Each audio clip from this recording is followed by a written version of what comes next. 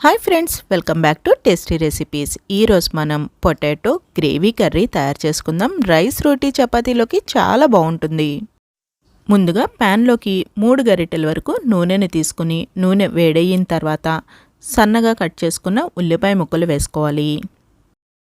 నూనె బాగా కాగిన తర్వాత మాత్రమే ఉల్లిపాయ ముక్కలు వేసుకోవాలి.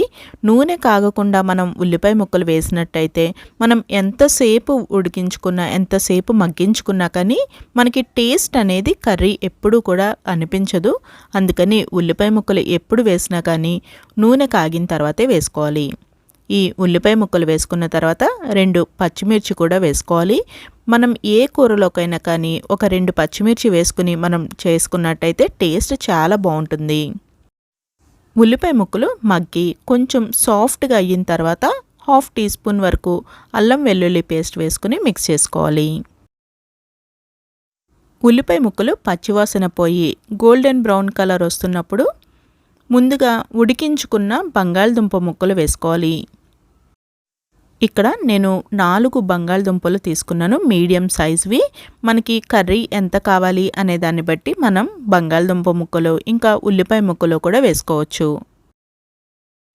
ఉడికించుకున్న బంగాళదుంపలు, ఉల్లిపాయలు బాగా మిక్స్ అయ్యేలాగా కలుపుకున్న తర్వాత 1/2 చెంచా వరకు పసుపుని వేసుకోవాలి. ఇంకా రుచికి సరిపడా ఉప్పు ఇంకా కారం కూడా వేసుకోవాలి. ఇక్కడ 1 టీ స్పూన్ వరకు ఉప్పు ఇంకా 1 టీ స్పూన్ వరకు కారం వేస్తున్నాను. సాల్ట్, కారం అనేది మన టేస్ట్కి తగ్గట్టుగా అడ్జస్ట్ చేసుకుంటే సరిపోతుంది. ఉప్పు, కారం కూడా ముక్కలకి బాగా కలిసేలాగా కలుపుకున్న తర్వాత 1 కప్పు వరకు నీటిని వేసుకోవాలి. మనం ఈ నీళ్లు వేసుకుని ఉడికించుకోవడం వల్ల ఉప్పు, కారం ముక్కలకి బాగా పడుతుంది.